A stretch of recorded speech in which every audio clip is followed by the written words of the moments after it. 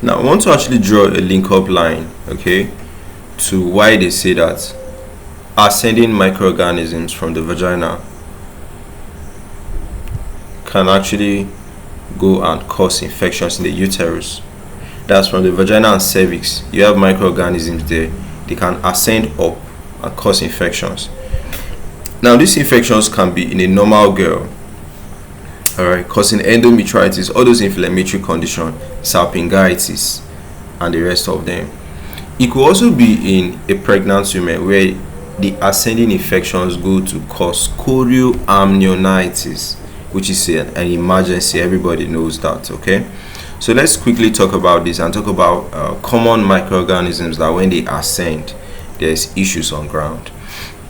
So what we mean by ascending infections is you have microorganisms here, and some of them they can be here without causing issues, but when they ascend up into the uterus, they go to cause issues because the uterus is kind of like a sterile environment. It's not used to the presence of microorganisms there, you know.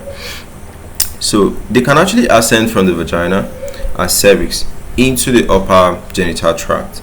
So this can lead to infections such as pelvic inflammatory disease, okay?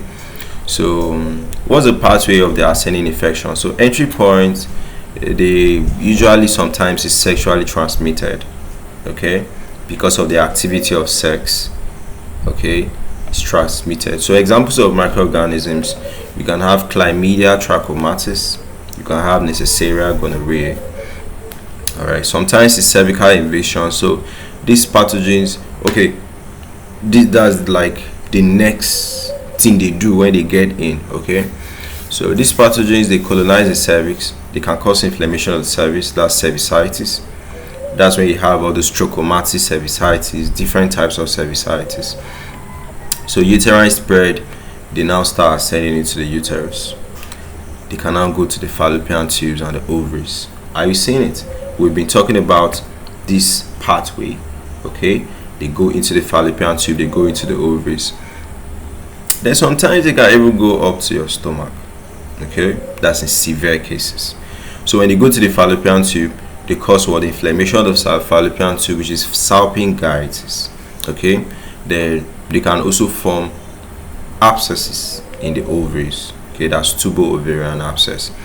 So common microorganisms that are usually culprits of causing this type of issues include things like Chlamydia trachomatis, Neisseria gonorrhoeae, Mycoplasma genitalium, anaerobic bacteria like Bacteroides species, okay, facultative organisms like them is Escherichia coli and the rest of them.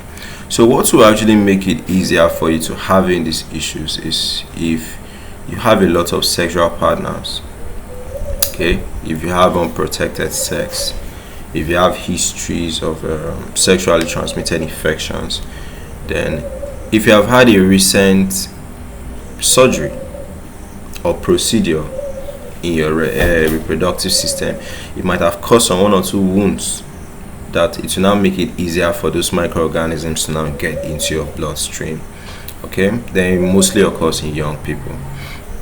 So prevention, if you must have sex, have it safe, okay? Regularly go for screening of sexually transmitted infections, and if you have lower genital tract infections, always treat them ASAP, okay? Early intervention just to prevent it progressing to pelvic inflammatory disease, which won't be a funny party. Okay, so that's it for how this could actually go on to cause infections.